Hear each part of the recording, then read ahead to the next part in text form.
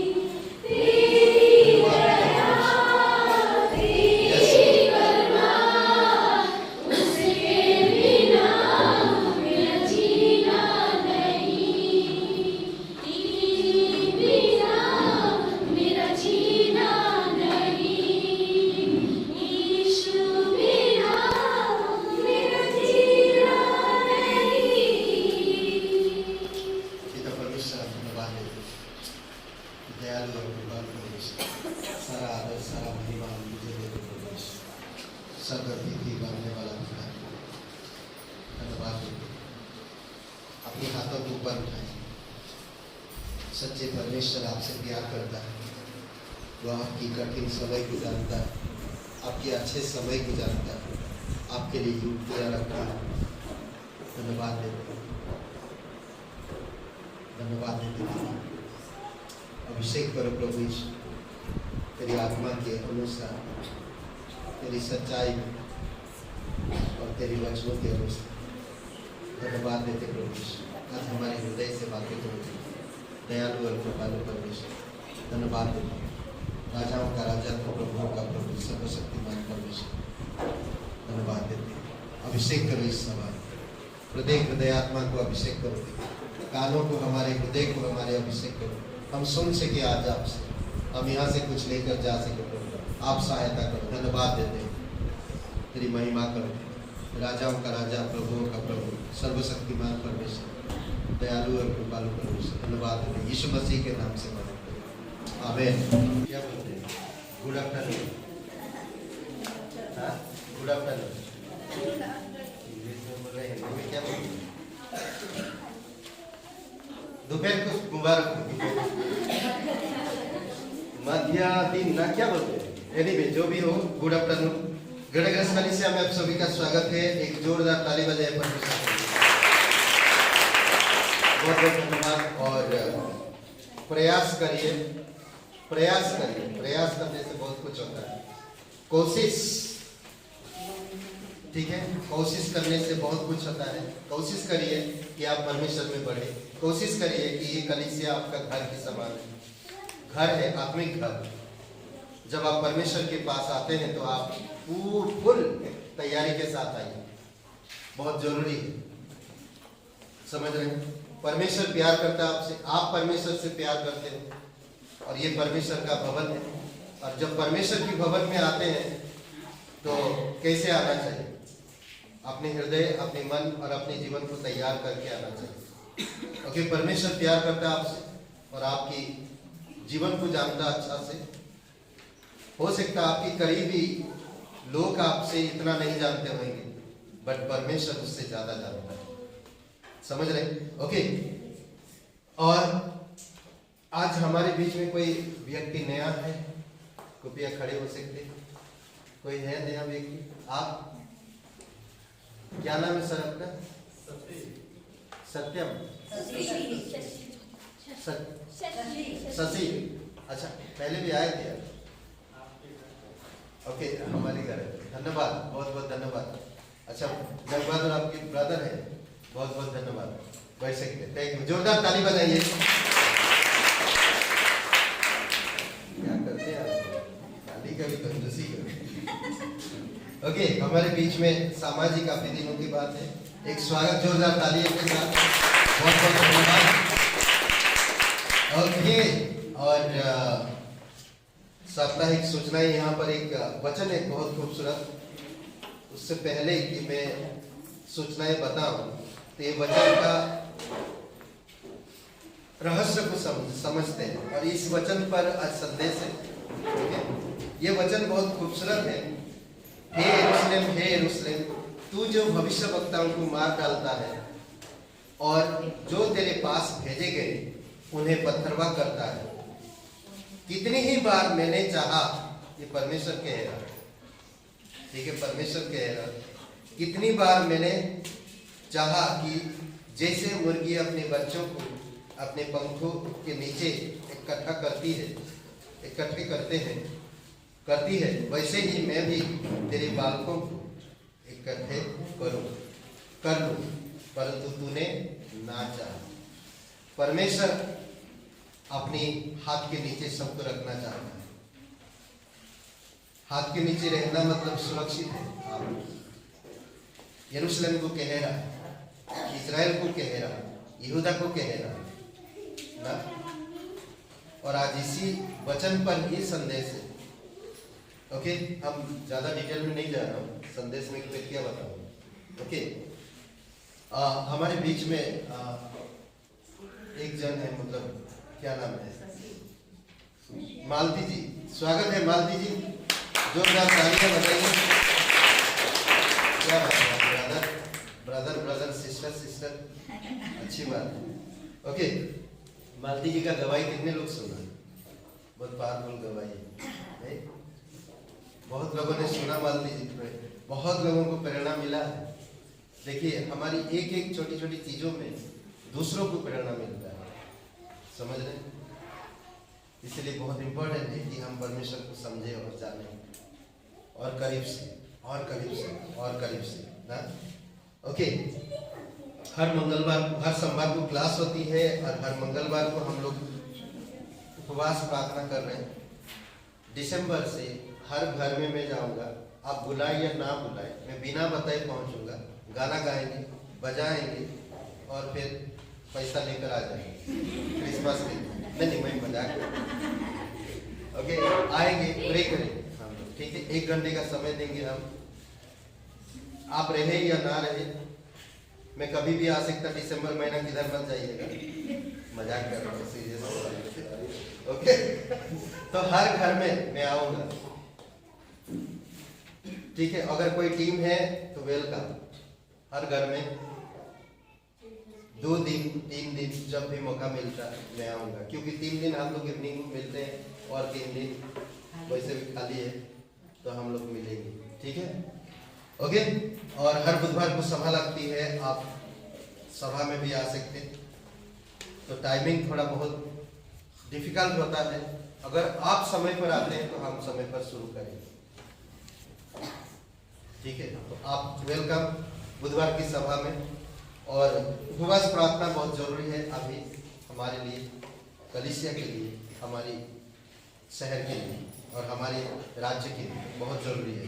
Okay, सीमा जी और परिवार उनके लिए प्रार्थना करिए, खास करके उनकी बेटी और उनके हस्बैंड के लिए प्रार्थना करिए, ठीक है। सीमा जी सामने बैठे हैं, आज पहली बार हुआ ऐसा ना कि यहाँ पर नाम है और वो बंदा मतलब यहाँ पर है, नहीं तो ये यहाँ पर नाम जब होता है वो दिखते नहीं, वो नहीं रहते, पर पहली बार हुआ इसीलिए। ओके, और मिशनरी है पास्टर रतन जलगांव में है, आप उनके लिए प्रार्थना करिएगा, ठीक है। और कुछ लोगों का 26 तारीख अंकुर शुक्ला और मुस्कान 26 तारीख को जन्मदिन है, और शादी का सालगिरह 25 तारीख जयप्रकाश अर्चना है। ओके, और ये सारी सूचनाएं हैं। और आपको एक मैं खूब अच्छा खबर सुनाना चाहता हूँ, क्रिसमस प्रोग्राम है दिसंबर में, ओके। और दिसंबर के बाद एक क्लास भी होगा यहाँ पर रविवार 10 बजे शुरू होगा, और 10 बजे से लेकर 11 बजे तक क्लास होगा, फिर 10-15 मिनट के बाद फिर सभा सब चालू होगा। तो वो क्लास प्रे के ऊपर होएगा, या तो फिर मैं प्रे कर रहा हूँ कि परमेश्वर जो अगुवाई करे, या तो बाइबल की सच्चाई की बुनियादी की सच्चाई, तो उसके ऊपर होगा। ये दोनों में से एक क्लास होगा। प्रार्थना के ऊपर होएगा तो सिर्फ 12-13 क्लास है, और वो प्रार्थना के ऊपर हो भी सकता, और मैं बाइबल की बुनियादी के ऊपर भी सिखाऊंगा, क्योंकि हमें बहुत जरूरी है जानना फाउंडेशन को जानना। ओके, और 25 तारीख दिसंबर को 22 तारीख याद रखिए, 22 तारीख को क्रिसमस प्रोग्राम लखनऊ में होगा, 25 तारीख को एक गांव में होगा। अगर आप आना चाहते हैं वेलकम। बहुत खूबसूरत समय होगा गांव में भी, और बहुत एक्साइटेड है गांव में, आनंद के साथ खुशियों के साथ वो लोग कर रहे। काथा गांव में होगा, ठीक है। तो आप स्वागत है आपका 25 को, और 22 को लखनऊ में होगा, ठीक है। 22 तारीख को लखनऊ में होगा, ठीक है। और मार्च में कॉन्फ्रेंस होगा 2 दिन का, मार्च में, ठीक है। और अगर मई में मुंबई में अगर कॉन्फ्रेंस होगा तो हम आपको अपडेट करा देंगे, बता देंगे, तो ठीक है। और आप देख सकते हैं, ओके, उधर बैठ सकते हो, ओके। और बहुत बहुत धन्यवाद, ठीक है। ये डिटेल आने वाले समय में आपको दिया जाएगा, तो समझ प्रे में रखिए, माइंड में रखिए, ठीक है। और प्रार्थना, मंगलवार प्रार्थना में वेलकम आपका। जब तक प्रार्थना में हम लोग नहीं अटेंड करेंगे, संगति नहीं करेंगे, बहुत मुश्किल होगी, ठीक है। इसीलिए बहुत इम्पोर्टेंट, बहुत ज़रूरी है कि हमको प्रार्थना में आना चाहिए ना, कलीसिया के लिए, हमारे राज्य के लिए बहुत जरूरी, हमारे देश के लिए प्रार्थना में तो आना चाहिए, ठीक है। आइए प्रे करते हैं और फिर डायरेक्ट हम लोग चलेंगे संदेश में। पवित्र परमेश्वर पिता, हम धन्यवाद देते हैं, आपकी स्तुति महिमा करते हैं। जीवित और पराक्रमी परमेश्वर, राजाओं का राजा तू, प्रभुओं का प्रभु, सर्वशक्तिमान, दयालु और कृपालु परमेश्वर पिता, तू अभिषेक कर प्रभु, तू सच्चा परमेश्वर है, तू जीवित परमेश्वर है, तू हम लोगों से स्नेह रखता है, प्यार करता है, हम लोग को समझ और ज्ञान में बढ़ाना चाहता है, गले मिलता है, हमारी दुख दर्द में साथ देता है, हमारी परेशानियों में बेचैनी में तू मदद करता है। तेरी वचन हमें बल देता, बुद्धि देता, समझ देता, हमें अगुवाई करता है। धन्यवाद देते प्रभु यीशु तेरी पवित्र वचनों के लिए। धन्यवाद देते हैं इस कलीसिया की, धन्यवाद देते हैं पास्टर प्रत्येक परिवारों के लिए। धन्यवाद देते हैं जो भी हम लोग सीख रहे हैं, जो भी हम लोग कर रहे हैं प्रभु, आपकी सहायता, आपकी मदद के अनुसार हम नहीं कर पाएंगे। आपकी सामर्थ के अनुसार ही हम सब कुछ कर पाएंगे। धन्यवाद है यहाँ पर सभी लोगों को तेरी इच्छा अनुसार प्रत्येक हृदयात्मा को धन्यवाद देते यीशु नासरी के नाम से मांगते हैं, आमीन। एक मिशन के लिए या कोई एक्टिविटी जब होता है कलीसिया में, उसके लिए, और एक जो मैं एवरी मंथ परमेश्वर के लिए देता हूँ, वो मेरा व्यक्तिगत संबंध है परमेश्वर के साथ। उसको कई बार 10 मास भी कहा गया है।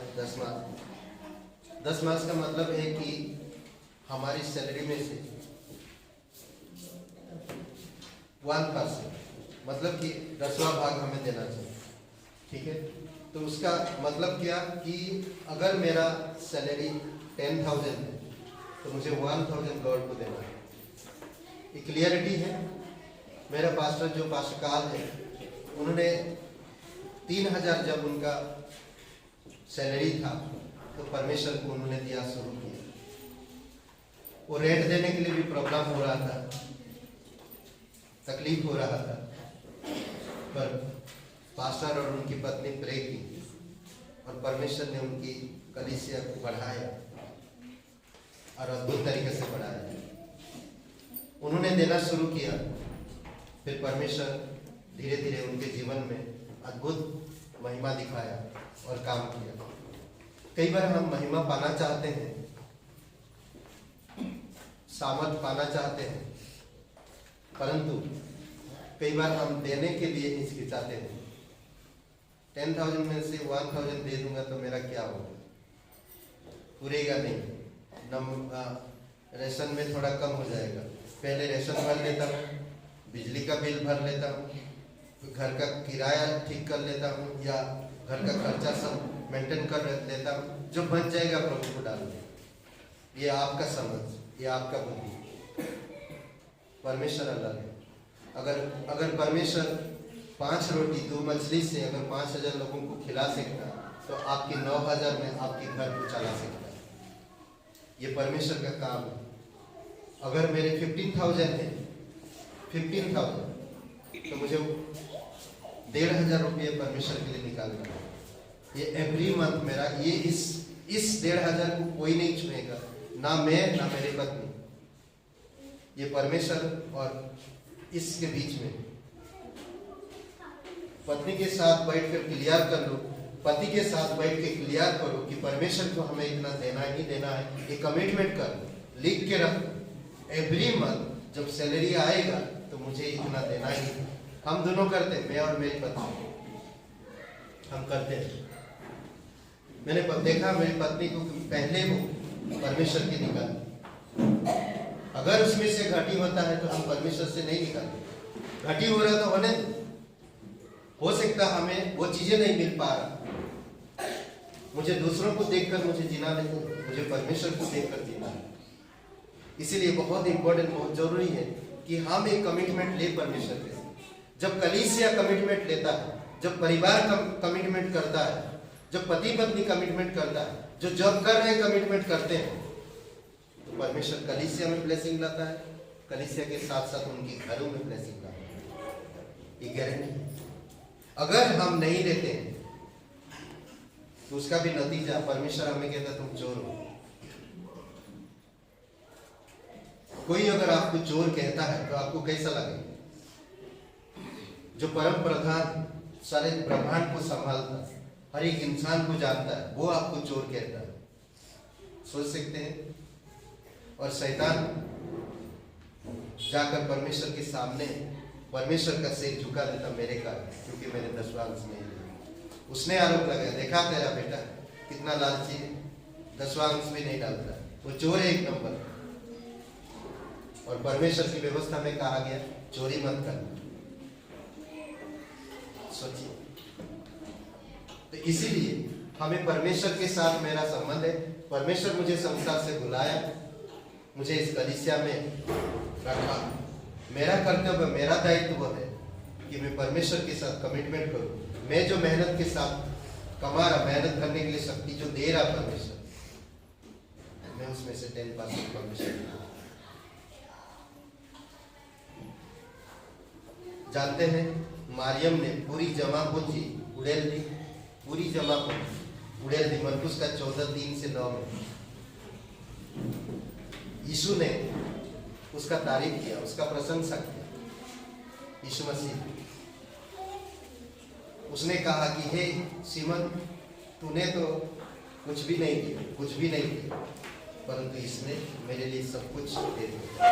विधवा का दान, मरकुस का 12:41 से 44 में गरीब विधवा ने अपना सब कुछ अर्पण किया। यीशु मसीह दोनों का तारीफ किया। क्या मैं तारीफ का पात्र बनूं या नहीं, वो मेरे ऊपर।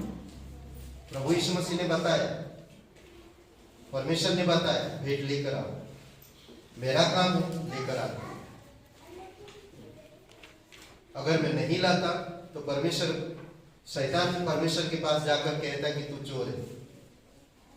अगर मैं लाता हूं और मैं देता हूं, लेकिन परमेश्वर कहता मेरी प्रशंसा कर, तो मैं एक प्रशंसा के पात्र बनना चाहता हूं। आइए प्रार्थना करते हैं इस वेले। पवित्र, महान और सर्वशक्तिमान परमेश्वर पिता, धन्यवाद देते तेरी सिद्धांत, तेरी उपदेश जो हमें सिखाता है, समझ प्रदान करता है, अगुवाई करता है, जीवन को स्थिर करता है। धन्यवाद देते प्रभु। अगर हम आपके साथ कमिटमेंट करते, हम उस कमिटमेंट को कभी ना तोड़े। चाहे दुख में हो, चाहे सुख में हो, और हर वक्त हम देते रहे। धन्यवाद देते इसलिए यीशु मसीह के नाम से मांगते, आमीन।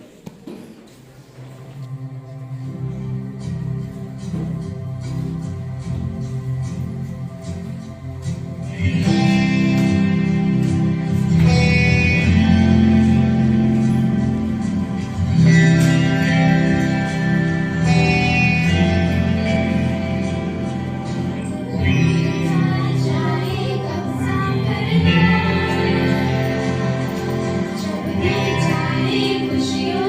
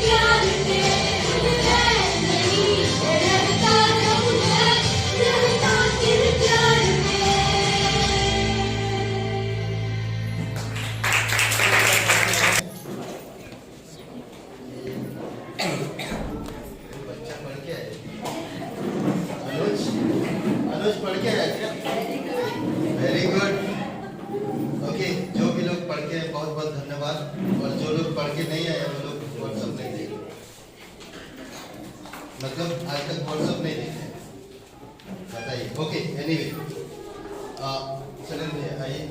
गिनती यिर्मयाह का 7 अध्याय 1 से 16 तक हम लोग पढ़ेंगे, ठीक है।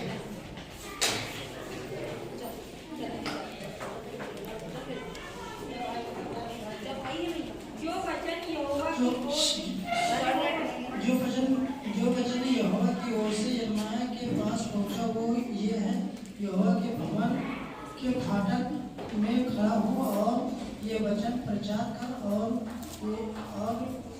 कहे, हे सब यहूदियों, तुम जो यहोवा को दंडवत करने के लिए इन फाटकों में से प्रवेश करते हो, यहोवा का वचन सुनो। इसे सेनाओं का यहोवा जो इस्राएल का परमेश्वर है यो कहता है अपनी अपनी चाल और काम सुधारो, तब मैं तुमको इस स्थान में बसे रहने दूंगा। तुम लोग ये कहकर झूठी बातों पर भरोसा मत रखो, यही यहोवा का मंदिर है, यही यहोवा का मंदिर।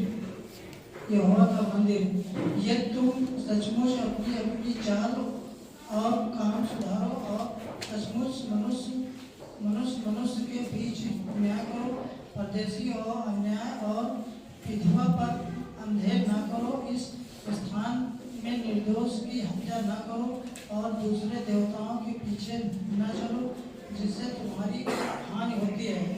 तो मैं तुमको इस नगर में और इस देश में जो मैंने तुम्हारे पूर्वजों को दिया था युग युग के लिए रहने दूंगा। देखो, तुम झूठी बातों पर भरोसा रखते हो जिनसे तुम कुछ लाभ नहीं हो सकता। तुम जो चोरी, हत्या और व्यभिचार करते, झूठी शपथ खाते, बाल देवता के लिए धूप जलाते और दूसरे देवताओं के पीछे जिन्हें तुम पहले नहीं जानते थे चलते हो, तो क्या यह उचित है कि तुम इस भवन में आओ और जो मेरा कहलाता है और मेरे सामने खड़े होकर ये कहो, हम झूठ गए कि ये सब घृणित काम करें। क्या ये भवन जो मेरा कहलाता है तुम्हारी दृष्टि में एक डाकुओं की गुफा हो गया है? मैंने स्वयं ये देखा है, यहोवा की ये बाड़ी है। मेरा जो स्थान शीलो में था, जहाँ मैंने पहले अपने नाम का निवास ठहराया था, वहाँ जाकर देखो कि मैंने अपनी प्रजा इज़राइल की बुराई के कारण उसकी क्या दशा कर दी है। अब यहोवा की यही बाड़ी है कि तुम जो ये सब काम करते आए हो, और यद्यपि मैं तुमसे बड़े यत्न से बातें करता रहा हूँ, तो भी तुमने नहीं सुना, और तुम्हें बुलाता आया परंतु तुम नहीं बोले। इसलिए ये भवन जो मेरा कहलाता है, जिस पर तुम भरोसा रखते हो, और ये स्थान जो मैंने तुमको और तुम्हारे पूर्वजों को दिया था, इसकी दशा में शीलो की सी कर दूंगा, जैसा मैंने तुम्हारे सब भाइयों को अर्थात सारे अप्रेमियों को अपने सामने से दूर कर दिया है, वैसा ही तुमको भी दूर कर दूंगा। इस प्रजा के लिए तू प्रार्थना मत कर, न इन लोगों के लिए ऊंचे स्वर से पुकार न मुझसे विनती कर, क्योंकि मैं तेरी नहीं सुनूंगा।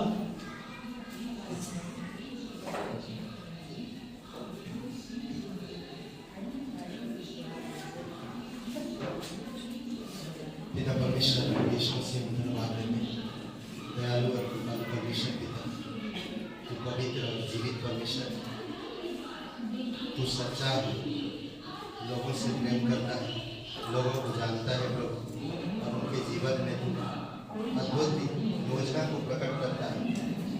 तेरी मकसद आत्मिकता में बढ़ाना, आत्मिक चीजों पे परिपूर्ण करना, आत्मिक इच्छाएं और लालसाओं को भरना, और प्रभु तेरे अद्भुत कार्य में सफल करना। धन्यवाद देते हैं, तेरी इच्छा अनुसार अगुवाई कर देना, तेरी सामर्थ से धन्यवाद देते हैं। यीशु नासरी के नाम से मांगते हैं, आमीन। ओके, आप सभी लोग बैठ सकते हैं। शीर्षक क्या है? परमेश्वर के मातृ प्रेम। यहाँ पर मैंने टॉपिक दिया मुर्गी के मातृ प्रेम। ठीक है, मुर्गी का मातृ प्रेम। एक मुर्गी अपने बच्चों को किस तरह से संभालती है, चूजे को किस तरह से वो संभालती है, बहुत खूबसूरत तरीके से। कितनी बार मुझे झपट मारा, अरे बच्चा चुराने नहीं जा रहा था, रास्ता में जा रहा, समझ रहे? कितनी बार झपट मारा। एक बार तो इधर मारा था, मुझे लगड़ के चलने लगा, पता नहीं नस पकड़ लिया था पूरा। तो अपने बच्चों को बचाने के लिए वो झपटती है। कितना अच्छा ना, हर एक जानवर मातृ प्रेम रखा है अपने पास, अपने बच्चों को केयर करते हैं, सुरक्षित रखते हैं और उनको संभालते हैं अद्भुत तरीके से। माँ का प्यार एक अलग प्यार होता है ना, माँ का प्यार एक अलग प्यार होता है, और वो प्यार जो हमें प्रेरणा देता है। अभी हाल ही में एक न्यूज सुना मैं, यस्टरडे नाइट हुई, मतलब कल रात को ही, कोलकाता में एक माँ ने अपनी बेटी को डांटी क्योंकि वो मोबाइल चला रही। इतना गुस्सा है, माँ की प्रेम को भूल गई और अपने आप को फांसी लगा। ये संसार है, कुछ भी होता है, प्रेम की भाषा नहीं समझते हैं। इसीलिए परमेश्वर बार बार हमें याद दिलाता कि मैं तुम्हें प्रेम करता हूं, मैं तुम्हें संभालता हूं। हे कमल, मेरे पंख के नीचे आ जाओ, मैं तुम्हें जानता हूं, मैं तुम्हें बुलाया हूं संसार से। जिस जगह में तुम्हें शांति नहीं, जिस जगह में तुम्हें तनाव है, जिस जगह में तुम्हें परेशानी है, आओ तुम, आओ। यीशु मसीह गांव गांव, शहर शहर, नगर नगर जाके प्रचार किया, मन फिराओ, परमेश्वर का राज्य निकट, मन फिराओ, बोझ तले दबे लोगों मेरे पास आओ। हर जगह, हर शहर, हर प्रकार के लोगों से मुलाकात करें ताकि लोग विश्वास करें परमेश्वर का राज्य, परमेश्वर और उद्धार पाए। आज सोचिए, आज दुनिया में कई सारी चीजें हैं, देखेंगे आप, खेल कूद में लोग भीड़ जमा होते, वो भी पैसा देकर जाते हैं। रैलियों में, राजनीतिक रैलियों में भीड़ जमा होता है, पर परमेश्वर पुकार रहा, उसकी तरफ किसी का ध्यान नहीं। ऐसा है कि किताब में कहता है, पहले अध्याय में, जानवर जानता है अपने मालिक का घर, पर इंसान ईश्वर को नहीं जानते हैं। कई बार ईश्वर की पूजा, आराधना, अर्चना करते हैं, बट उस परमेश्वर को नहीं जानते, जिसकी वो पूजा अर्चना कर रहे हैं उसके बारे में नहीं जानते।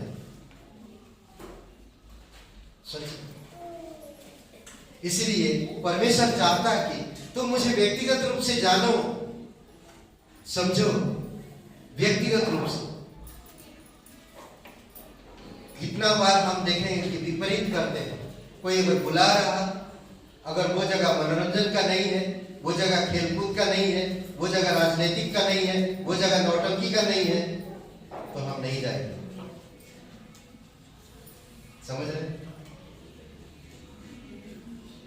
पैसा देकर नौटंकी देखते लोग।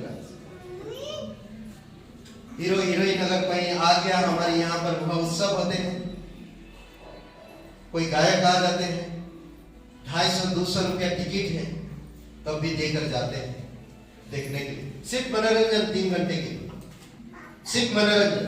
और यहाँ पर 1 घंटा परमेश्वर बुलाता है हम लोग तैयार नहीं कर पाते अपने मन और दिल को। कितने बहाने हम परमेश्वर के लिए करते हैं, बट वो परमेश्वर जो माँ से भी बढ़कर आपसे प्यार करता, माँ से भी बढ़कर आपसे स्नेह रखता, जैसे मुर्गी अपने बच्चों को संभालती है, वैसे परमेश्वर अपने लोगों को संभालता है। इसीलिए कहता है यहाँ पर बहुत खूबसूरत बातें कहता है, हे यरूशलेम, तू नबियों को मार डाला है और जो तेरे पास भेजे जाते हैं उनका पथरवाह करता है। ये यरूशलेम, जो मैं तुझसे प्यार करता हूं, जो मैं तुम्हें जानता हूं, जो मैं तुम्हें उस जगह से निकाल कर लाया हूं और मैं तुम्हें अपनी पंख तले रखा हूं, तू मेरा हमेशा शरण लेता था। अब क्या हुआ? जिन नबियों को मैंने भेजा उन्हें तू मार डाला, जिन संदेश वाहक को मैंने तेरे पास भेजा उनका तू सुनने से इनकार कर दिया। फिर कहता, दूसरी पाठ में कहता है, मैंने कितनी बार चाहा कि जैसे मुर्गी बच्चों को अपने पंखों के नीचे इकट्ठा करती है, वैसे ही मैं भी तेरी बच्चों को इकट्ठा करूं, परंतु तुमने ना चाहा।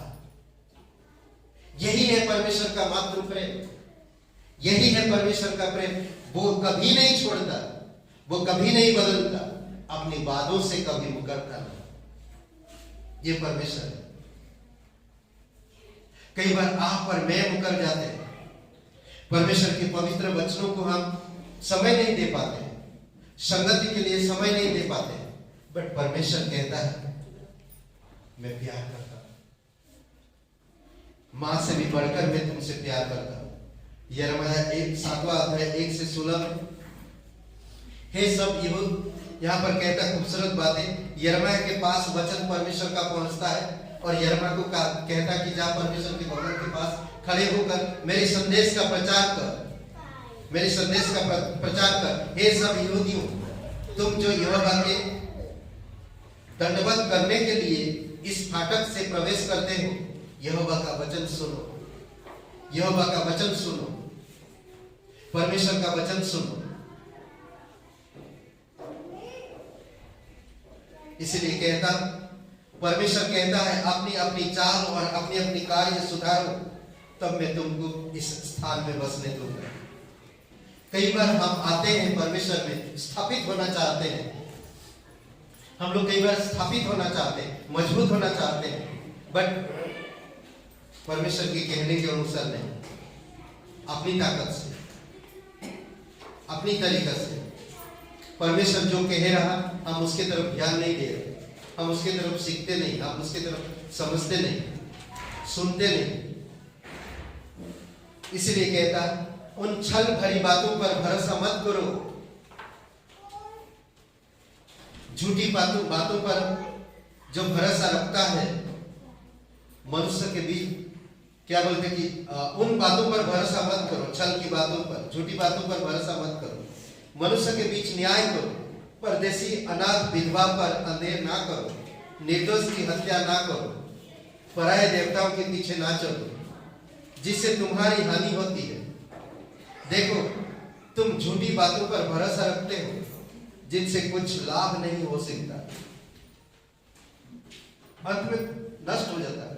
नीति वचन में कहता है कि मैं कहते बहुत खूबसूरत बात कहता, मुझे बहुत अच्छा लगता, पाप की रोटी से खुशी होने से अच्छा, या फूलने से अच्छा, या खुश रहने से अच्छा पाप की रोटी से या पाप की कमाई से मनोरंजन करने से बेटर है मैं परमेश्वर के साथ दुखी रहूं, ये मैं खुश हूं, इससे मैं बेटर हूं। समझ रहे? पाप की कमाई से अपने जीवन को बड़ा करने से अच्छा परमेश्वर के साथ में छोटा ही बने रहो, बेटर है। इसीलिए परमेश्वर कहता, जो अपने आप को छोटा करेगा उसको मैं बड़ा करूं। अद्भुत है, समझ रहे? कई बार हम चीजें नहीं समझ पाते। वचन 9 में कहता, 10 आज्ञाओं में से आधी आज्ञाओं का उल्लंघन किया जा रहा, 10 आज्ञाओं में से आधी आज्ञाओं का वो लोग उल्लंघन किए कर रहे थे। तुम चोरी ना कर, 10 आज्ञाओं में से एक है। हत्या ना कर, 10 आज्ञाओं में से एक है। व्यभिचार ना कर, 10 आज्ञाओं में से एक है। झूठी शपथ ना खा, किसी पराये देवता के पीछे धूप मत जाना। ये सारी चीजें परमेश्वर ने आज्ञाओं में दिया निर्गमन की किताब 20 अध्याय में, परंतु वो लोग नहीं सुन रहे। हे यरूशलेम, तू मेरा प्रिय पुत्री है, मैं तुझसे प्यार करता हूं। जब तू पैदा नहीं हुआ था तब से मैं जानता हूं। मैं तेरे नाम रखा, मैंने तेरा नाम रखा ना। सोचिए थोड़ी समय के लिए,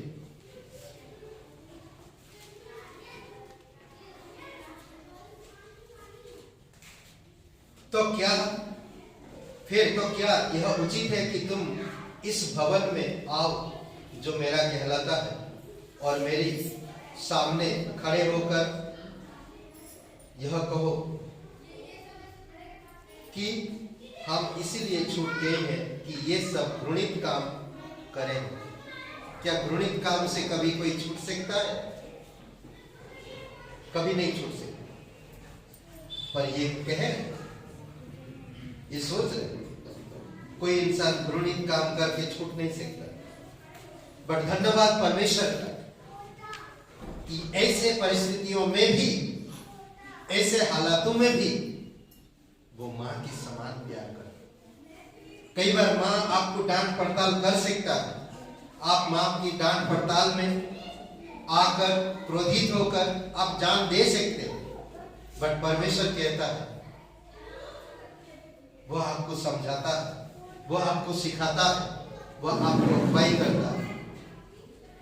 इसीलिए हमें समझने की जरूरत है। 11 वचन में कहता, क्या यह भवन जो मेरे नाम का कहलाता है तुम्हारी दृष्टि में डाकुओं की गुफा बन गया है? देखो मैंने स्वयं इसे देखा है। ये भवन में परमेश्वर खड़ा रहता था, महिमा उतरता था, परंतु तुम लोगों की गलती के कारण परमेश्वर की महिमा आज यहाँ नहीं है। परमेश्वर बता रहा है यरूशलेम,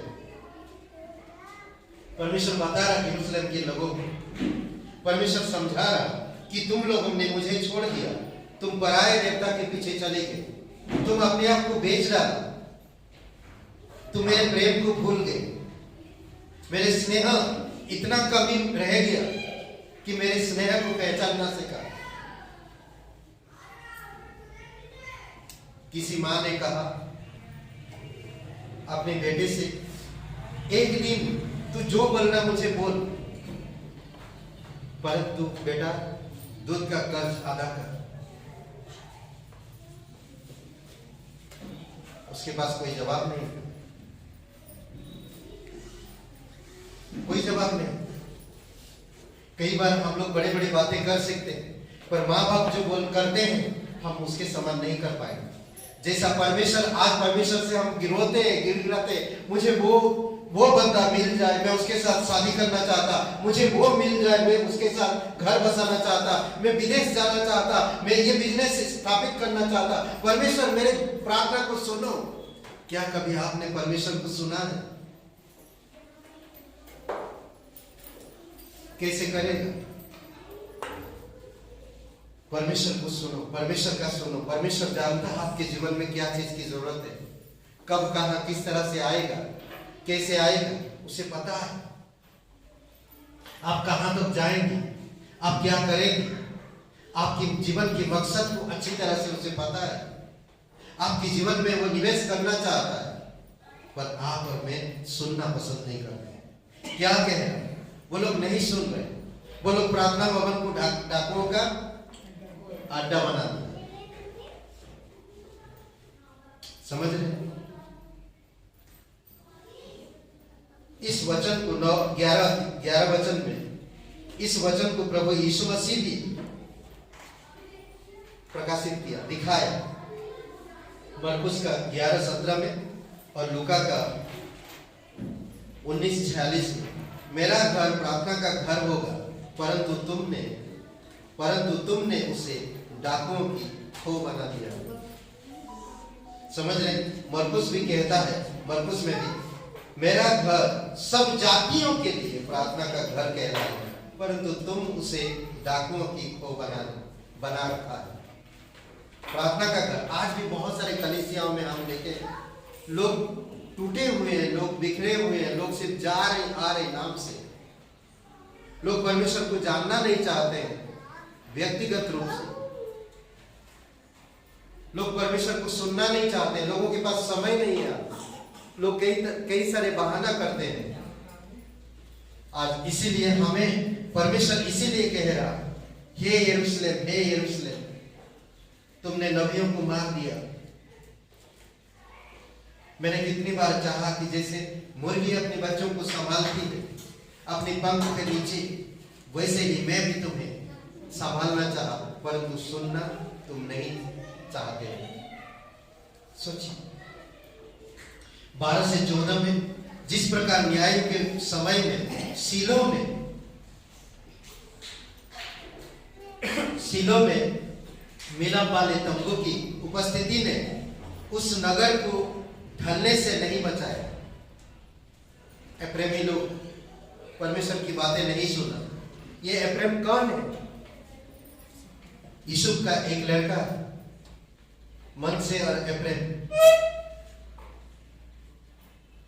समझ रहे?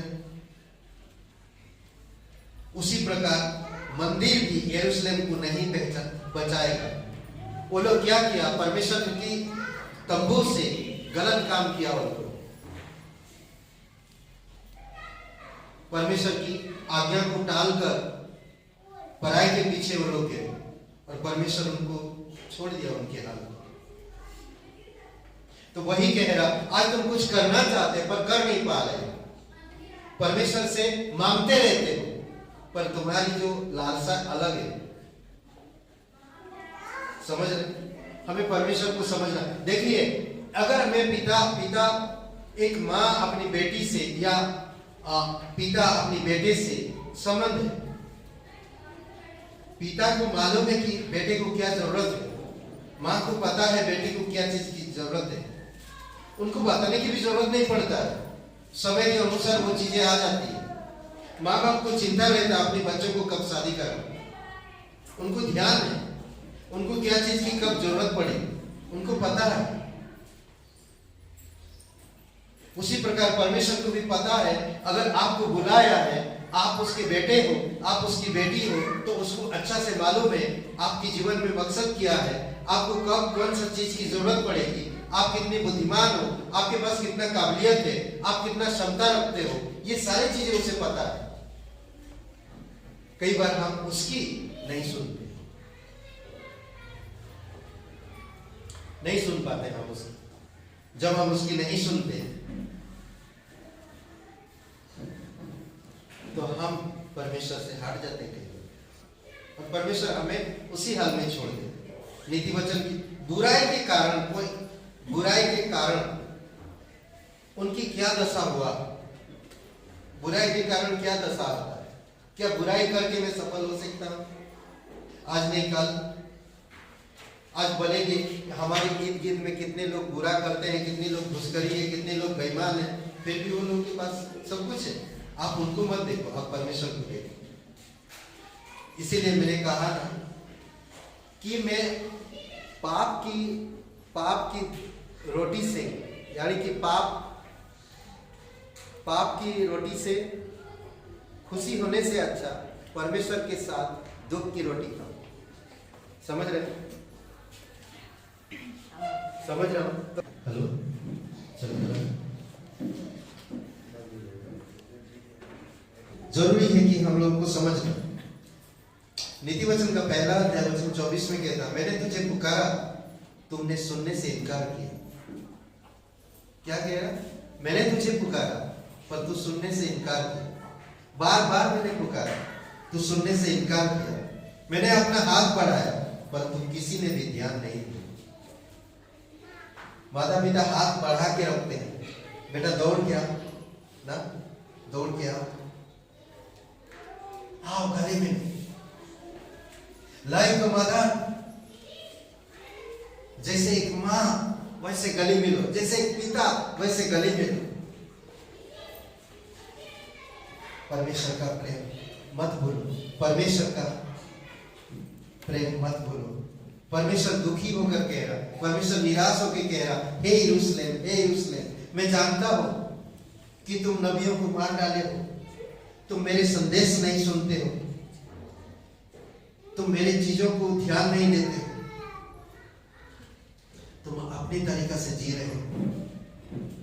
मैं तो चाहता है कि मुर्गी की समान, जैसे मुर्गी अपने पंख तले अपने बच्चों को सुरक्षित रखता है, उसी प्रकार मैं अपने हाथ के नीचे तुम्हें रखूं, बटोर के इकट्ठा करके, ताकि तुम्हें कोई चील या दुश्मन शैतान झपट ना सके। इसके बारे में आप भजन संहिता कोई खुलेगा? कैसे आप लोग ठीक है? हाँ? नींद तो नहीं है? 78 भजन संहिता 78 60 से 64 कोई पढ़ेंगे जोर से। देखते क्या किए हैं लोग, क्यों परमेश्वर इतना दुखी हो जाता। जब किसी से आप प्यार करते और आपके प्यार का वो आदर नहीं करते तो आपको कैसा लगेगा? माँ बाप को भी बुरा लगता, बच्चों को डांटते, बेटा ये मत करो, बेटा हाथ में लग जाएगा, बेटा ये मत करो, अभी तुम्हारे पढ़ने का समय है। नहीं, फिर भी हम लोग नहीं सुनते, माँ बाप की नहीं मानते, बड़ों की आदर नहीं करते। परमेश्वर कितना बार हमें ऐसा समझाता कि ये चीज अच्छा नहीं है, ये चीज तुम्हारे लिए ठीक नहीं, ये चीज तुम्हारे लिए ठीक नहीं है। परमेश्वर हमें बच्चों के द्वारा समझाता है, मेरे पास तुम्हारे पास मकसद है, मेरे पास आप। देखिए ये लोग क्या किए, पढ़िए 78 का 60 से 64। उसने शीलो के निवास अर्थात उस तंबू को जो उसने मनुष्य के बीच खड़ा किया त्याग दिया और अपनी सामर्थ को बंधुआई में जाने दिया और अपनी शोभा को द्रोही के वश में कर दिया। उसने अपनी प्रजा को तलवार से भरवा दिया और अपने निज भाग के विरुद्ध रोष से भर गया। उनके जवान आग में भस्म हुए और उनकी कुमारियों के विवाह के गीत में गाए गए।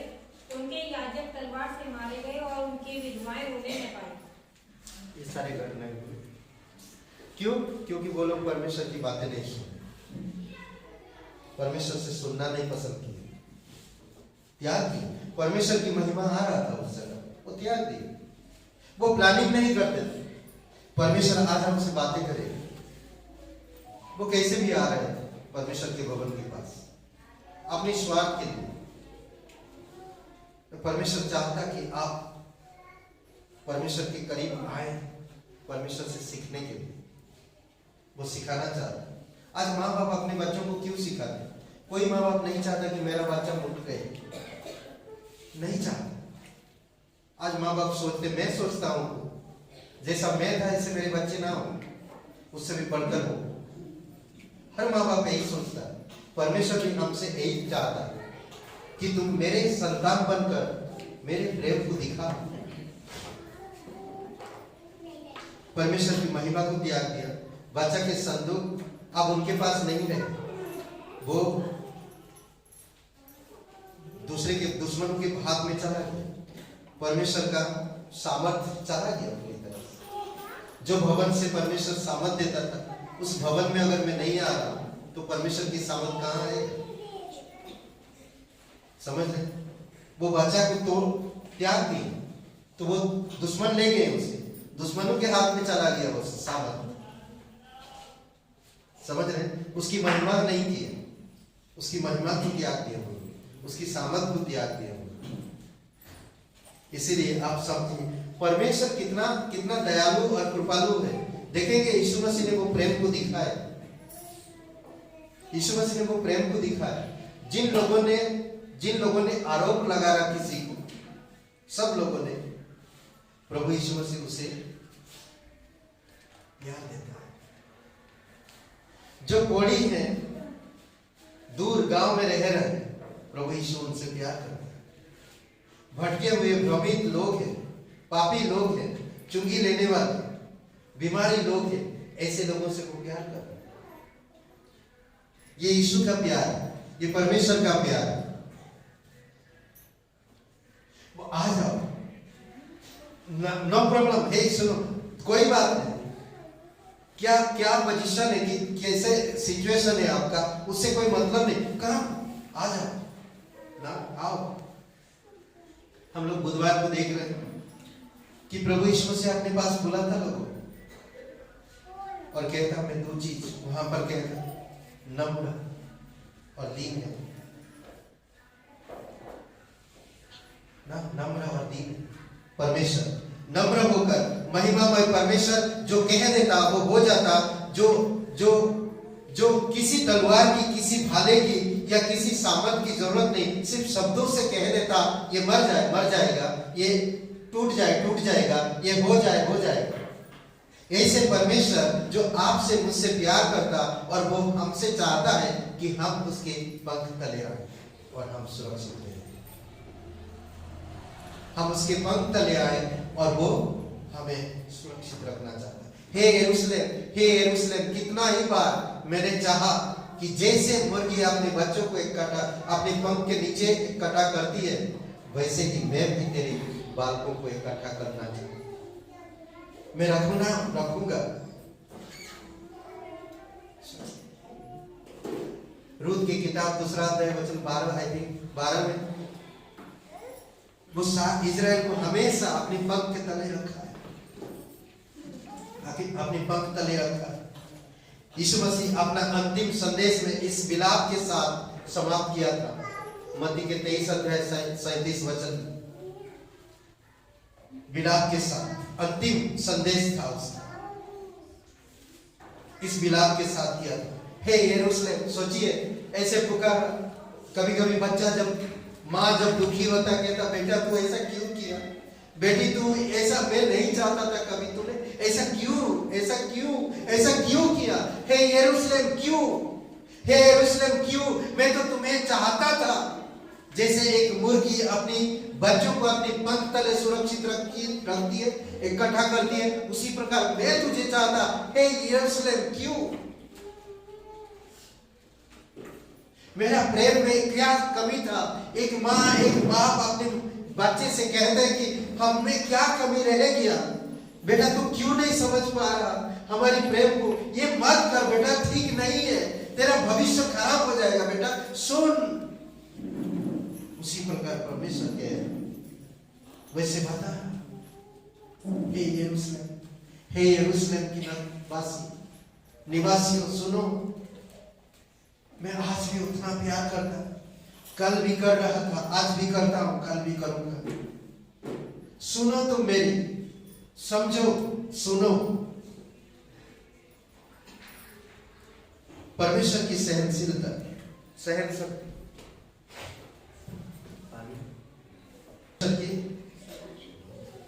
शक्ति को उसने मुर्गी और उसके चूजे के प्रतीक स्वरूप समझाया। परमेश्वर की सहन शक्ति। परमेश्वर कभी जल्दबाजी नहीं करता है, ध्यान रखिए, परमेश्वर कभी जल्दबाजी नहीं करता। एक मैं बातें बताता हूँ आप लोगों को, बहुत अच्छा है। एक राजा ने, कई बार हम लोग भी ऐसा करते हैं, एक राजा ने ज्योतिषी को बुलाया, समझ रहे? एक राजा ने किसको बुलाया? ज्योतिषी को बुलाया और बुलाते ही जेल में डाल दिया।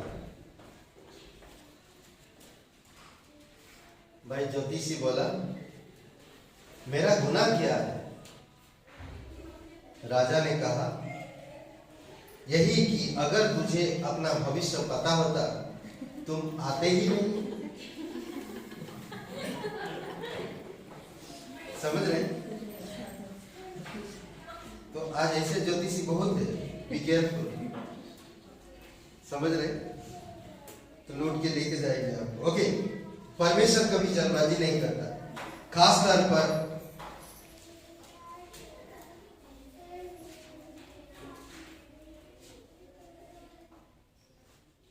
लोगों के साथ। परमेश्वर का हमेशा बर्ताव धीरज के साथ, हमेशा लोगों के साथ। धीरज के साथ। इसीलिए उसे धीरज का परमेश्वर कहा गया, रोमियो का 15:5 में। इसीलिए उसे धीरज का परमेश्वर कहा गया ना। प्रेमी, कृपालु, करुणामय परमेश्वर और धीरजमंद परमेश्वर ना।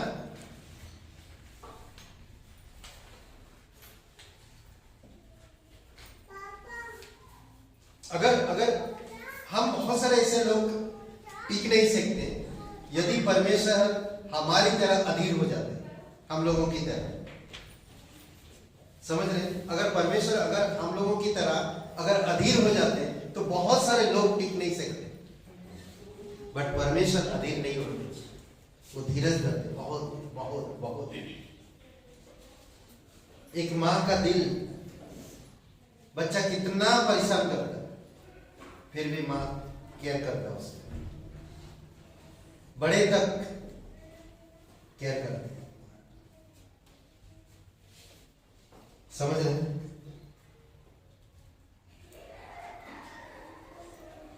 कई बार हम अपनी मनमानी करके उसकी सहनशील की परीक्षा नहीं कर सकते। हमें परमेश्वर को समझना है, हमें जानना है। परमेश्वर के धीरज को सही ना समझने की गलती यहूदी लोगों ने किया, यरूशलेम के यहूदी लोगों ने किया। रोमियो का 2:4 में कहता पौलुस उन्हें कड़ाई से चेतावनी दी, क्या तू उनकी कृपा और सहनशीलता और धीरज रूपी धन को तुच्छ जानता है? परमेश्वर की क्या कृपा, सहनशीलता और धीरज रूपी धन, ये धन है मेरे विश्वासियों के, यहूदियों के धन है। क्या यह नहीं समझा कि वे परमेश्वर की कृपा तुझे मन फिराने को सिखाती है? परमेश्वर की कृपा, परमेश्वर की धीरज, परमेश्वर की दया मन फिराने को सिखा रहा है। मन फिराने, गलत मार्ग से लौट आओ, निर्बुद्ध की तरह मत जियो, परमेश्वर को समझो, व्यक्तिगत रूप से जानो। समझ रहे? अद्भुत बातें हैं। विश्वासी की सुरक्षा 91 और वचन 4 में हर एक विश्वासी को कैसे परमेश्वर सुरक्षा देता है। वह अपनी पंखों से तुझे ढांप लेगा, उसके पैरों तले तू शरण लेगा, उसकी सच्चाई ढाल और झिलम है तेरे लिए। कितना अच्छा ना 91 और समझ रहे? ये विश्वासियों के लिए एक रक्षा कवच, बोलते ना रक्षा का कवच, रक्षा कर हमेशा सच्चाई, उसकी सच्चाई ढाल और झिलम है मेरे, उसकी पंख तले में हूं। समझ रहे? यरूशलेम को परम सुंदरी कहा, यरूशलेम को परम सुंदरी तथा सारी पृथ्वी के हर्ष का कारण कहते थे। विलाप गीत 2:15 यरूशलेम शहर परम सुंदरी इसीलिए कहता परमेश्वर ना। विलाप गीत 2:15 लेकिन उसके हमेशा शत्रु रहे। बोलते ना जहां पर खूबसूरत दिखती कोई चीज है, शत्रु हमेशा उसका है। और ये दुनिया का खूबसूरत परम सुंदर स्थान है, हॉली पैलेस, हॉली लैंड बोलते ना, क्या बोलते कि पवित्र स्थान, पवित्र स्थान दुनिया का। उसकी तुलना यहोवा के पंखों तले रही है हमेशा। उसकी जो कुशलता या उसकी जो सफलता या उसकी जो ताकत परमेश्वर के पंख के तले हमेशा। इसीलिए वो परम सुंदर है, इसीलिए वो सामर्थ्य, इसीलिए दुनिया की हर्ष का कारण है। भजन संहिता 17:8 में आग की पुतली के समान मेरी रक्षा कर, अपनी पंखों की आड़ में मुझे छिपा ले, पंखों की आड़ में मुझे छिपा ले। भजन संहिता 36:7 में कहता, हे परमेश्वर तेरी करुणा कितनी अनमोल है, बहुत ही अनमोल है। मनुष्य की संतान तेरे पंखों की छाया में शरण लेती है। पंखों की छाया, अद्भुत है। वचन संहिता 63 और वचन 7 में, उसकी पंखों की छाया में आनंद से मैं गाऊंगा। जब हम आते हैं यहाँ पर खुशी आनंद से गाते हैं हम ना, उसकी पंख तले मैं सुरक्षित हूं, आनंद से मैं गाऊंगा। कितना अच्छा है। और यरूशलेम की उन्नति कहता कि उसकी सफलता परमेश्वर की सहभागिता के कारण हुई, उसकी सफलता। लेकिन उसने परमेश्वर के संदेशों का तिरस्कार किया।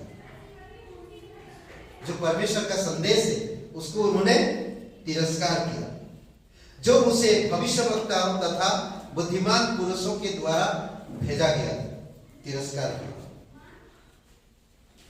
कई बार बोलते हैं, आपने बाइबल पढ़ा, बड़े आएंगे, बड़े प्रेम से खुशी से आ रहे, पास्टर जी जय मसीह की, आज बाइबल पढ़ा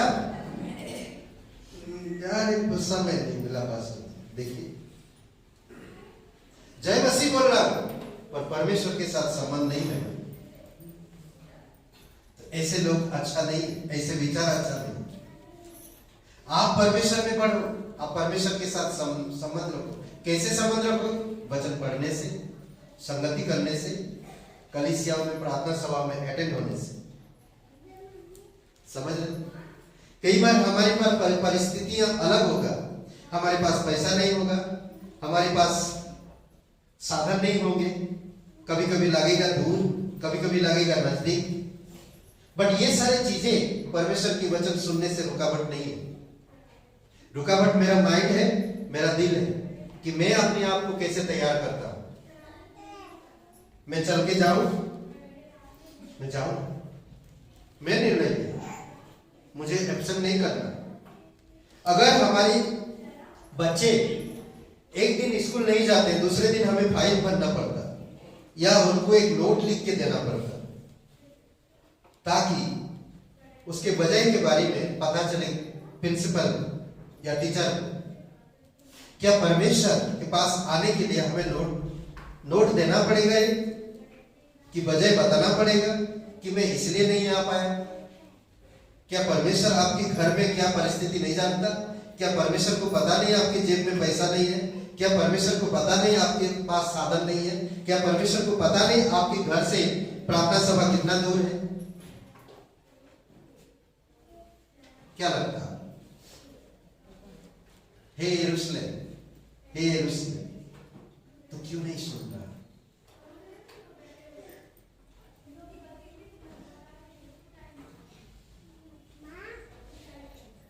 संदेश नहीं सुना तो क्या सुना, क्या किया? जब संदेश नहीं सुनते, जब वचन नहीं पढ़ते, होता क्या है? कभी सोचा अगर मैं वचन नहीं पढ़ रहा हूं, संदेश नहीं सुन रहा तो क्या होगा? यरूशलेम का क्या होगा? यरूशलेम नगर के लोगों की उसने ऐसे झूठे नबियों का, शिक्षकों का जमा कर लिया जो सिर्फ उनके पसंद का बोलते थे। समझ गए? जो मेरा सुनेगा मैं उसका सुनूंगा। तो ऐसे लोगों को, झूठे लोगों को जमा करना, और वही वैसा ही होता है। सिंपल। अगर मैं सच्चे परमेश्वर की सच्चाई को नहीं सुनूंगा तो मैं झूठ को जरूर सुनूंगा। ये होगी। वे ऐसों का सुनना पसंद नहीं करते थे जो उनकी आवश्यकता के बारे में प्रचार करते थे, पर वह उनका सुनते थे। उनके बारे में जो लोग उनके बारे में नहीं सुनते थे, जो उनकी आवश्यक जरूरत के आधार पर बातें नहीं करते। हमेशा इंसान को जरूरत रहती है, बट परमेश्वर कहता जरूरत तब पूरा होगा जब तुम मेरे राज्य को खोज करो।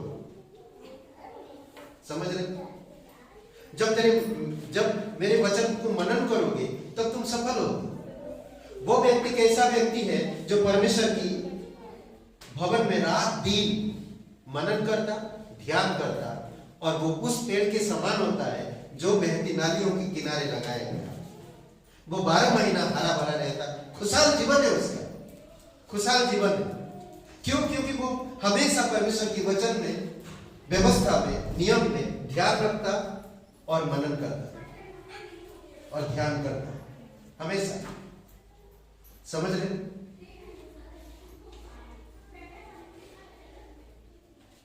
जैसा वो चाहते थे वैसे उनका बोलने वाला भी है। समझ रहे? वैसे वो बोलते थे जैसा वो चाहते थे। उसने परमेश्वर के संदेशों को ना केवल ठुकरा दिया पर उसके सच्चे संदेशों को भी मरवा डाला, मार दिया।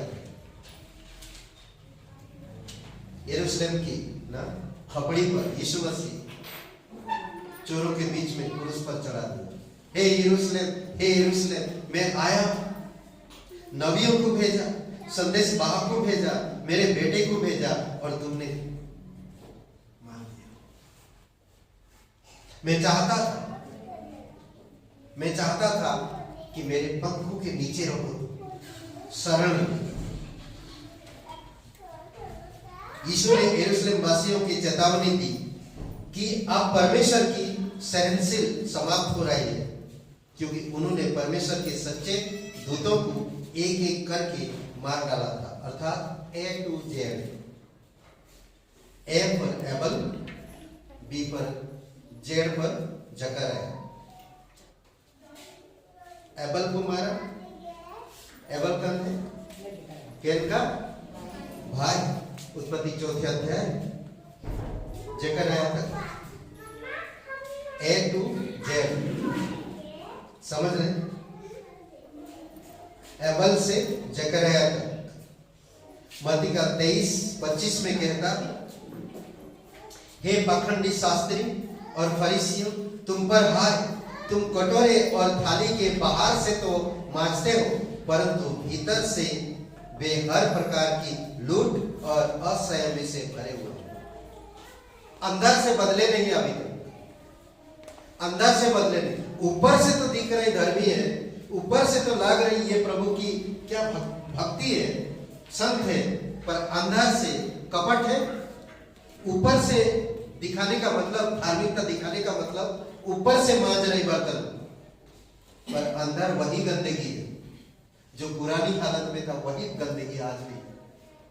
कई सारे लोग ऐसे हैं जो ऊपर से दिखाते हैं लोगों के सामने और आसपास के लोगों के सामने कि मैं बड़ा धर्मी हूं, हाथ में बाइबल लिए चलते हैं, परंतु बाइबल को कभी पढ़ते नहीं, उसको कभी समझते नहीं,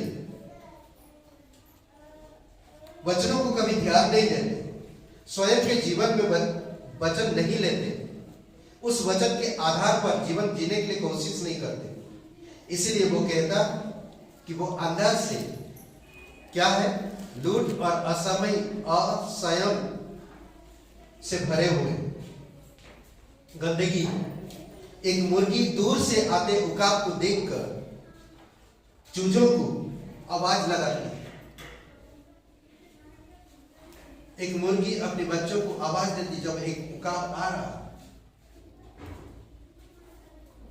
जो अपनी मां के पंखों के शरण में आ जाते हैं वे सुरक्षित बच जाते हैं। सोचिए, परमेश्वर की आवाज दे रहा परमेश्वर। यशायाह का 1 अध्याय, नया नियम में, पुरानी नियम में हर समय परमेश्वर आवाज दे रहा, आप मैं तुम्हारा परमेश्वर है। ओके, दूसरी बात हम देख सकते हैं कि जो सुना और आया परमेश्वर के पास और परमेश्वर के वचनों के सुनकर उसके अनुसार जीवन जिया, वो सफल हुआ, सुरक्षित रहा और उसका जीवन बढ़ा। बाकी बड़ी सरलता से उकाब के झपेट में आ जाते हैं जो लोग उसकी आवाज सुनने के बावजूद भी कीड़े मार तो नहीं पा रहे कीड़े, उसकी माँ की आवाज को सुना पर वो कुछ घास वास तोड़ खेल। देख रहे उधर चूचे, छाया देख रहे चूचे, वो आवाज तो सुन रहे पर वो माँ की आवाज सुन के अनसुनी कर रहे। तो जैसे चील आया वैसे झपट मारा, और लेते हैं। कई बार आप और मैं भी, हमारी सुरक्षा सिर्फ इसी में है कि जैसे ही हम परमेश्वर की आत्मा की करुणामय आवाज सुनते हैं तो हमें तुरंत और निर्विवाद रूप से उसकी आज्ञा का पालन करना चाहिए और या उसके पास आना चाहिए। हमें उन खतरों का सामना कभी नहीं करना पड़ेगा जिनके बारे में परमेश्वर ने हमें कभी चेतावनी ना दी हो, कभी नहीं करना पड़ेगा। कई बार आपके जीवन में वो परिस्थितियां आ गया जो कभी आने वाला नहीं था, इसलिए आ गया क्योंकि आप परमेश्वर की आवाज को अनसुनी कर दिया। समझ रहे? वो नहीं आना था, वो आ गया। समझ रहे? कभी कभी होता है कुछ चीजों में हम नहीं जानते। यहूदा का जीवन वैसा नहीं था, वो फांसी लगाने वाला व्यक्ति नहीं था, वो लगा दिया। समझ रहे? कई बार ऐसी परिस्थितियां हो जाती है, तो इसीलिए आपको मुझे समझना। बंद करने से पहले मैं कुछ बातें और भी बता देना चाहता। जब हम परमेश्वर की आज्ञा अनुसार चलने के लिए अपने आप को उसके सुपुर्द कर देते हैं तो वह हमारा सारा जरा सा भटकना भी नियंत्रण में कर देता है। जरा सा भी भटकेंगे नियंत्रण में रखता है। अगर हम ठीक तरह से परमेश्वर की साथ चल रहे हैं, जरा सा भी अगर मैं भटक गया ना तो नियंत्रण कैसे, पीछे से एक आवाज आता। ऐसा है आका किताब 30 और 21 में, जब कभी दाहिने या बाएं मुड़ने लागो तो तुम्हारे कान में पीछे से एक आवाज आएगा, वचन सुनोगे, मार्ग यही है, इसी पर चलो, इधर मत, इधर मत। कई बार हम लोग ने लोगों को ढूंढते हुए लोगों के पास गए, हम पूछे नहीं, निकाल गए, जाके उसी जगह पे खड़ा है जहां पर उनका घर है। कभी कभी बहुत बार हुआ मेरे साथ, हमने उस एरिया को देखा नहीं कभी, गया नहीं कभी, और वहां हम पहुंच गए और पहुंचकर हमने बोले वहां पहुंचेंगे, फिर हम लोग पता लगाएंगे कहां पर घर। एग्जैक्टली जाकर उसी घर में, उसी घर के पास पूछे किसी तो बोले यही तो मकान है। ताज्जुब कर देना, परमेश्वर को थैंक, धन्यवाद परमेश्वर। कई बार हुआ हमारे जीवन ऐसा है। 30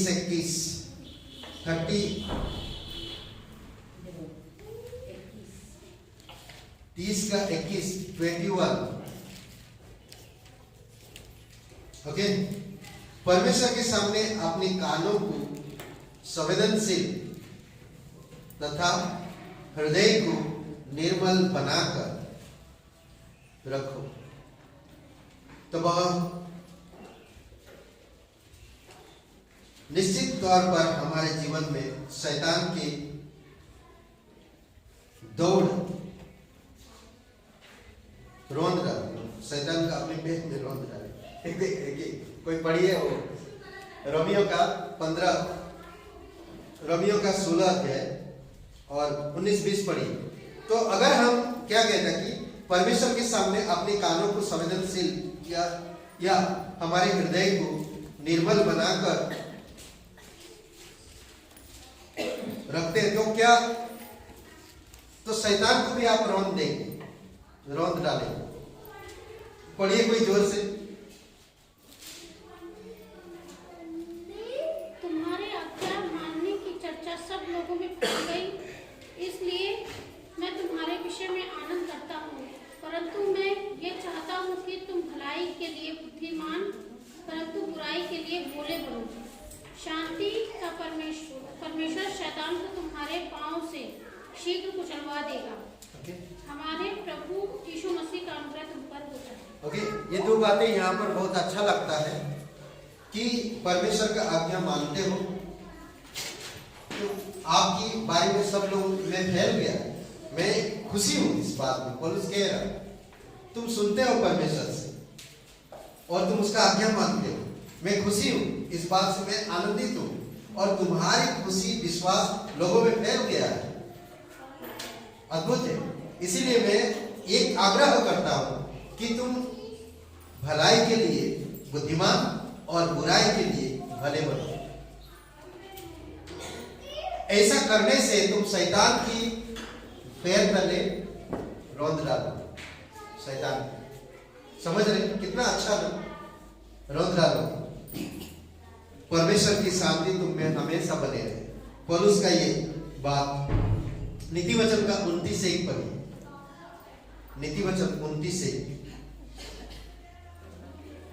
अगर कोई इंसान को बार बार चेतावनी देते हैं डांटे जाने से अगर नहीं सुधरता तो क्या उसके जीवन में क्या होगा उसके बारे में बता। अपने हृदय को कठोर करने से अचानक हमारी विनाश हो सकता है। बार बार कठोर करने से अचानक कुछ विपत्तियां हो सकती हैं। मैं आपको डराने के लिए नहीं कर रहा हूं, बट परमेश्वर के प्रेम को हमें बार बार नहीं गिराना चाहिए। हमें बार बार वही बहाना नहीं करना चाहिए। हमें कोशिश करना चाहिए परमेश्वर में बढ़ने के लिए। देखिए, कभी परमेश्वर आपको नुकसान नहीं कराएगा। परमेश्वर आपके जीवन में कभी नुकसान नहीं करेगा। अगर आप परमेश्वर में बढ़ेंगे तो क्या आपकी इज्जत घट जाएगा? बिल्कुल नहीं। परमेश्वर में आपका इज्जत बढ़ेगा। क्या परमेश्वर में अगर आप बढ़ेंगे तो क्या समाज में आपका इज्जत कम हो जाएगा? नहीं, आपका इज्जत बढ़ेगा। क्या परमेश्वर में आप बढ़ेंगे तो क्या आपका नौकरी या आपकी खानदान से निकाल देंगे? नहीं, आपको परमेश्वर संभालेंगे। पढ़िए कोई नीति वचन 29:1। जो बार बार डांटे जाने पर भी हट करता है वह अचानक नष्ट हो जाएगा और उसका कोई भी उपाय काम नहीं आएगा। उसका कोई भी उपाय काम नहीं आएगा। बार बार डांटे जाने पर अगर वो हट कर, परमेश्वर चेतावनी दे रहा, परमेश्वर बता रहा, परमेश्वर समझा रहा, हमें उनका आदर करना चाहिए। उसके आदर के अनुसार आगे बढ़ना चाहिए। आप स्वयं माँ बाप है, आप पेरेंट्स हो, आप फैमिली हो, आप जानते हैं इस चीज को बेटर, बहुत अच्छा से जानते हैं। बार बार हाथ करता तो आपके बेटे को जोर से देते ना, बहुत तेज देते। क्यों देते? अंधेरा दिखता हो बेटे बेटी को तेज देते। तो उत्पत्ति का 15:16, जब पाप का घड़ा भर जाता है, भरने तक परमेश्वर इंतजार करता है। जानते हैं, धीरजमंद परमेश्वर पाप का घड़ा भरने तक क्या करता है? इंतजार करता परमेश्वर। यहां पर कहता परमेश्वर बहुत धीरज के साथ तब तक इंतजार करता है जब तक पाप का घड़ा छलकने ना लग जाए, छलकने ना लग जाए, ऐसा बताता है उसमें। समझ रहे? उत्पत्ति 15:16 अमानियों का पाप, समझ रहे? अमानियों का पाप। हम ऐसे गलती ना करें भैया, संभालिए। You are the new creation, आप नया सृष्टि हो। You are new creation in Christ ना, आप नई सृष्टि हो प्रभु यीशु मसीह में। तो आपका जीवन अलग हो, आपका जीवन आत्मिक हो, आपका जीवन हम हाँ में हाँ ना में ना हो। समझ रहे? देखिए, एक बात मैं बताता हूं। यीशु को देखते हुए मैं कभी नहीं भटकूंगा। मेरी आंखें उस पर लगी है, वह मेरा पथ प्रदर्शक है। क्या कह रहा? यीशु को देखते हुए मैं कभी नहीं भटकूंगा। मेरी आंखें उस पर लगी है, वह मेरा पथ प्रदर्शक है। मेरा रास्ता अंधकार पूर्ण हो सकता है जब वह अगुवाई करता है। क्या? मेरा रास्ता अंधकार पूर्ण हो सकता है जब वह अगुवाई करता है, लेकिन यीशु के पीछे चलने में मैं कभी गलत नहीं हो सकता। मैं कभी गलत नहीं हो सकती। इसीलिए परमेश्वर का मातृ प्रेम प्रतीक है मुर्गी का मातृ प्रेम। समझ रहे? आप इसको अच्छा से फिर से पढ़िए घर में जाकर और इसके बारे में सोचिए। परमेश्वर आपसे कितना प्यार करता है, कितना चाहता है। आप अंदाजा नहीं लगा सकते। समझ रहे? हमारे पास कोई शब्द नहीं होगा, हमारे पास कोई ऐसा विकल्प नहीं होगा, वो इतना हमें चाहता है। तेरी हर पल महिमा हो, तेरी स्तुति प्रशंसा हो, तेरी हर पल महिमा हो, तू हर दिन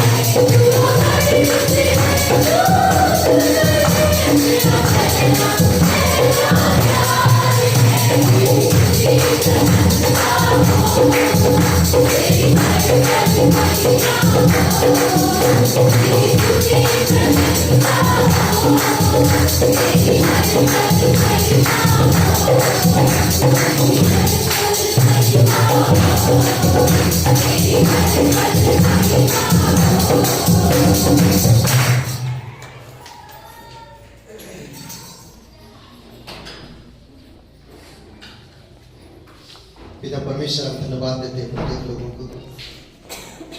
प्रभु आपके लोग, आप उन्हें जानते हैं, आप उनकी उठना बैठना, उनके हृदय, उनके विचार, उनकी भावनाएं, उनके कार्य, उनके घर, उनकी इनका सब कुछ आप जानते हैं।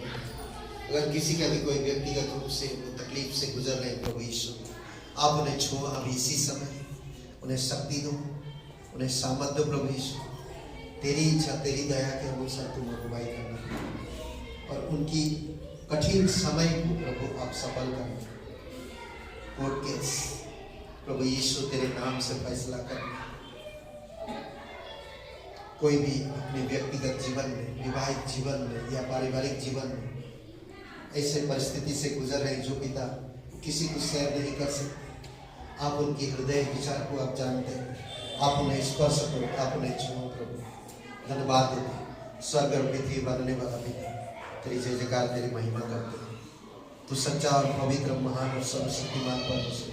कोई अगर कोई बीमारी या कमजोरी की हालत में प्रभु यीशु तेरे नाम से बल मिले, कोई अगर मानसिकता में प्रॉब्लम है प्रभु यीशु कोई अगर शुगर पेशेंट, डायबिटीज या ब्लड प्रेशर, प्रभु यीशु ये सारी चीजें आप निमंत्रण में रखो। प्रभु यीशु मसीह आप उनके शरीर को भला चंगा रखो, ताकि इस शरीर के द्वारा तेरी महिमा कर सके। धन्यवाद देते हैं आपकी प्रकाशन, आपकी मार्गदर्शन प्रभु, आपकी वचनों के आधार पर वो कर सके। आप मदद कीजिए पिता। कोई तकलीफ से गुजर रहे, कोई दर्द से गुजर रहे, कोई स्टोन की प्रॉब्लम, प्रभु यीशु तेरे नाम से प्रार्थना करते हैं कि स्टोन दूर होने पाए। और कोई दर्द में अगर तड़प रही, गुजर रहे, प्रभु यीशु उनकी दर्द को दूर करो पिता। अच्छे जीवन जीने में, आत्मिक जीवन जीने में, भलाई में बुद्धिमान और बुराई में भले बनकर प्रभु तेरी शांति में बढ़ सके। और प्रत्येक लोगों को आशीषित करो। धन्यवाद देते हैं यीशु नासरी के नाम से मांगते हैं, आमीन आमीन। सबको आशीष मिले। बहुत बहुत धन्यवाद।